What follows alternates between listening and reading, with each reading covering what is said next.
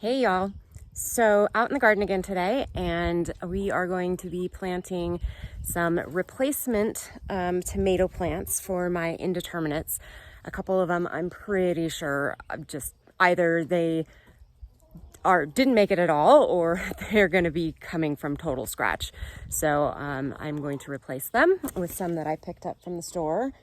And then I got this amazing deal on some lavender that's actually blooming. It was on the clearance racks at Home Depot. You guys totally always check out the clearance racks because you can get some amazing deals. Some of them, not so much. But even if the plants look really bedraggled, most of the time with some little care and little food and water, you can bring them back. And then you have this amazing plant that you got for like less than half the price normally. So anyway, so I'm gonna get those in the ground. Got a couple more flowers too. And so yeah, let's get to it.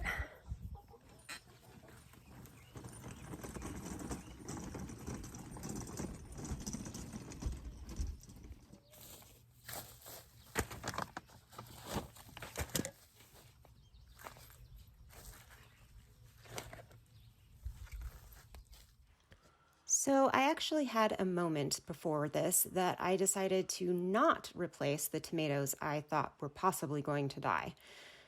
And instead, I was going to keep them because I thought they would maybe bounce back. They looked like they were going to.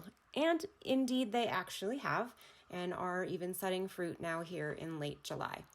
So instead, I decided to plant the store-bought tomatoes here along this fence line, mostly because there's already irrigation here and I wouldn't need to run any extra. And then on top of that, there is this lovely 6-foot fence right there that I will be able to trellis the tomatoes on. So it's perfect.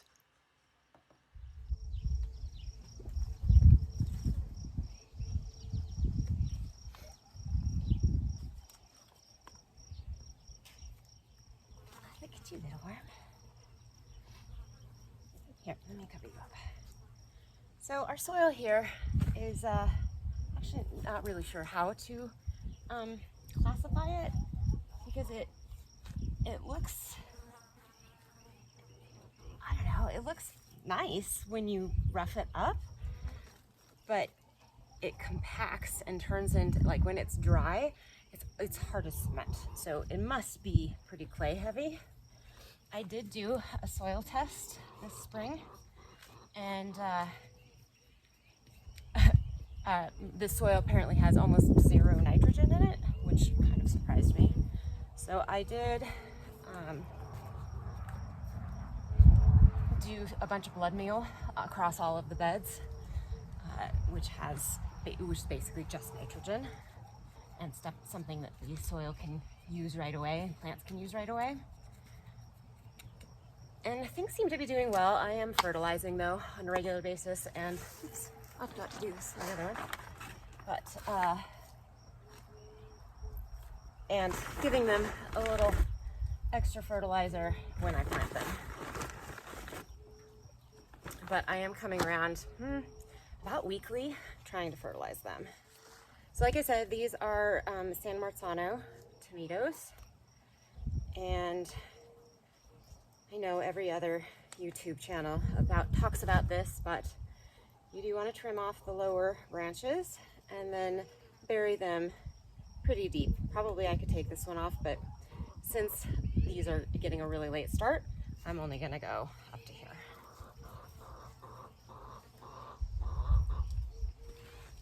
Okay, there's number 2. Oh, don't. I've been really good this year about putting tags in everything because I did do, I don't know, 7 or 8 different varieties of tomatoes, and there's no way I'm gonna remember them all and where I planted what. So I have been putting in tags. There's the other one. There you go, little dude. All right. I was kind of surprised with my soil test. I went to a class. It was actually all about high tunnels, which it was super informative. The University of Idaho, I think, put it on. and they brought in several specialists to talk about different like vegetables in high tunnels, fruit, so berries in high tunnels, flowers in high tunnels, and then they also brought in a soil specialist.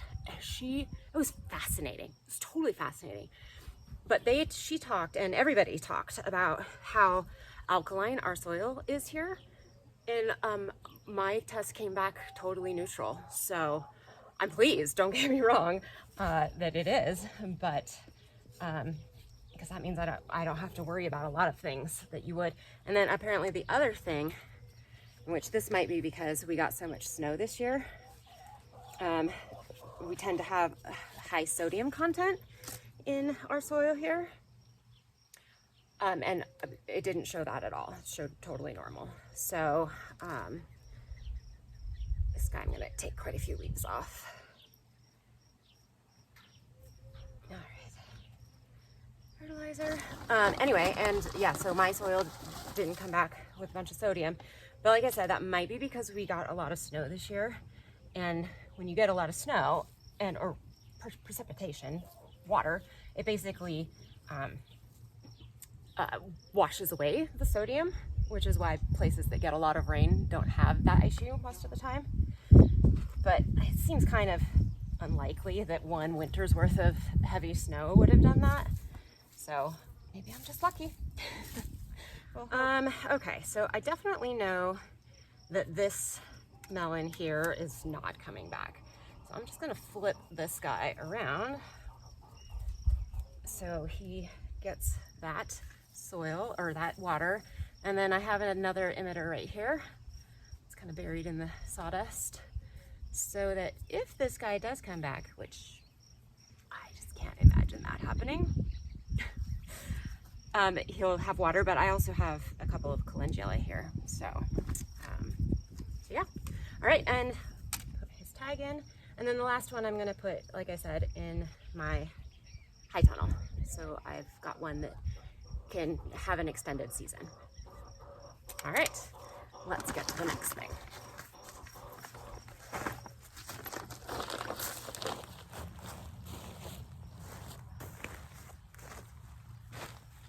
So over here, I just got some, they're called Supertunia Mini Vista Scarlet.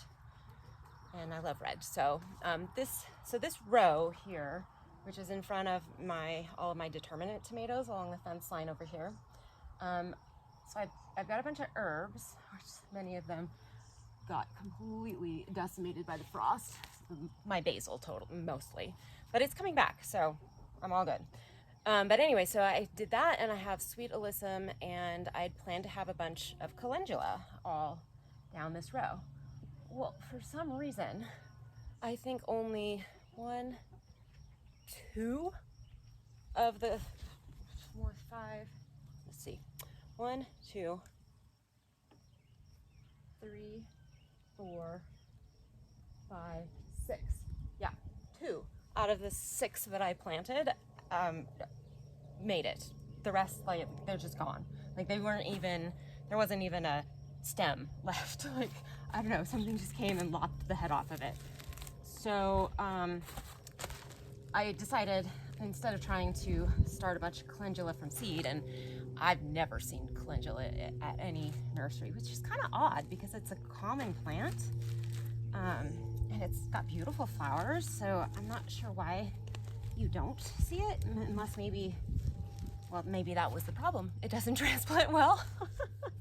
And that's what I did, is I transplanted it. I did not direct sow. These things, okay. Anyway, so I decided to just put other flowers in here. And I would have loved to have had, something medicinal or, edible, but I decided I'll just go for pretty. I have lots of medicinal and edible stuff in my garden, more than probably I will use in a year. So anyway, so I got 2 of these Supertunias, and they're supposed to get really huge and spreading. So like I'm envisioning like just a mound of really pretty red flowers right here. So these actually did get that shot of flood meal, but again, I'm still going to give some extra fertilizer here. It's not too bad. Get you in there.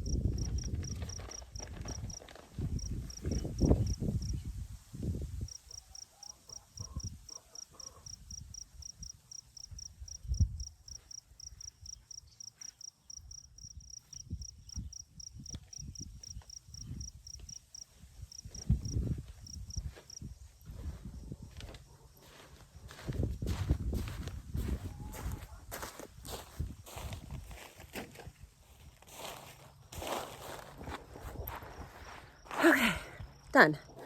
Oh, except for the tomato in the greenhouse, but that'll be quick. And you don't want to see me planting another tomato. It's not that interesting. Anyway, so what else do I have to do today? I need to finish the weed cloth here. I put it out a couple nights ago, but I have to burn holes for it to get over the rhubarb, and I have some calendula down there as well. So I need to get that done and stake down. So I think I'll work on that next. Probably not going to record it because, again, that's not very exciting. All right, off I go. Well, I got everything planted except for the one tomato. I still need to put him in the high tunnel, but honestly, I'm probably gonna do it tomorrow. It's getting really warm. I think summer has finally arrived. We haven't really been getting above 70, much even, all summer so far. And this week, though, for the next 10 days, we are in the 80s and then all the way up to the 90s at like day 9 and 10. So I think that's much more normal here than it has been. So anyway, I've been out here early-ish in the morning so I could take advantage of the cool weather. Thankfully, there is a nice breeze. That's one benefit of living somewhere that's always windy, is you always have a nice breeze. Anyway, I need to do some harvesting as well. I'm gonna get more of my dill heads.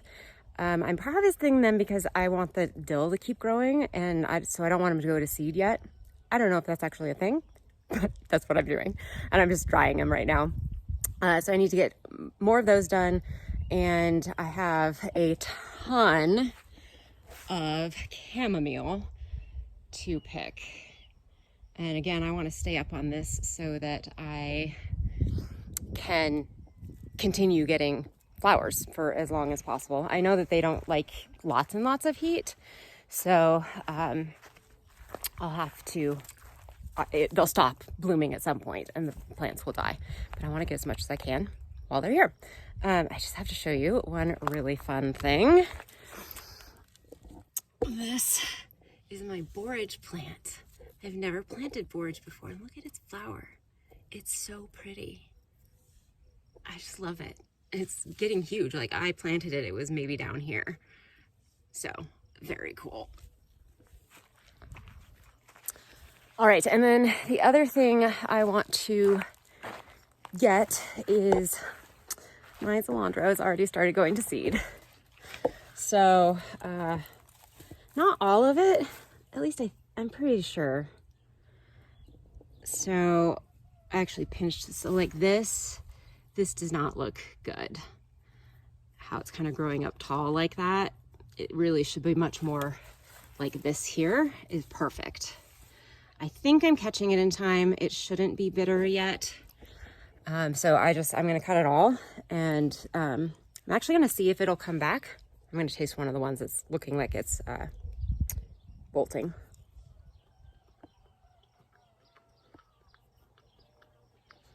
Yeah, it's not bitter yet, so we're okay. So I'm gonna cut them all down, and like I said, hope that they do a new flush. Of course, with this now heat that's coming, it's highly unlikely, but we're gonna try it. All right, here I go.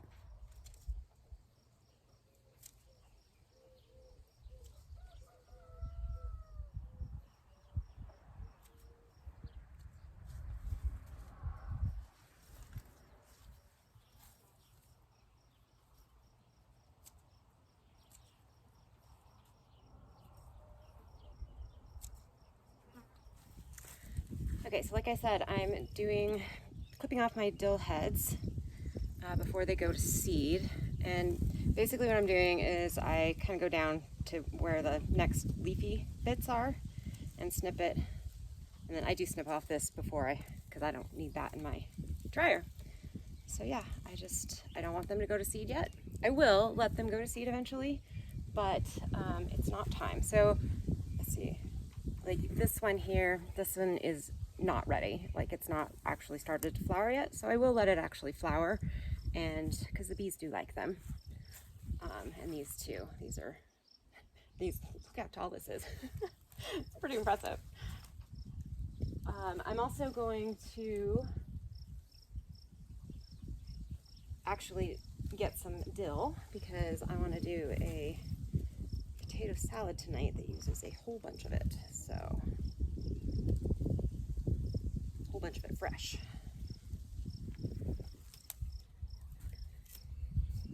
All right, that should be enough.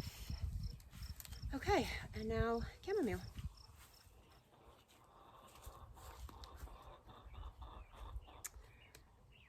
Chamomile has just gone crazy, which I love.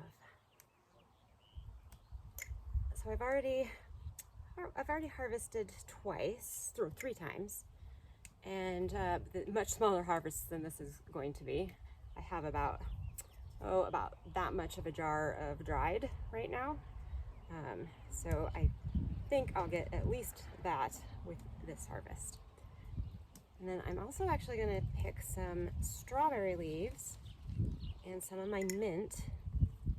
And I'm going to try doing a fresh brew, like with the flowers all fresh and leaves all fresh. Maybe make it into a sun tea, an iced tea. That'd be so good. Rachel at that 1870s homestead, she's been doing a bunch of tea making, and that's where I discovered that strawberry leaves are actually, you can do that with them. I think they also have beneficial, like medicinal properties. I have no idea what they are. Anyway, so I'm just gonna keep popping away here.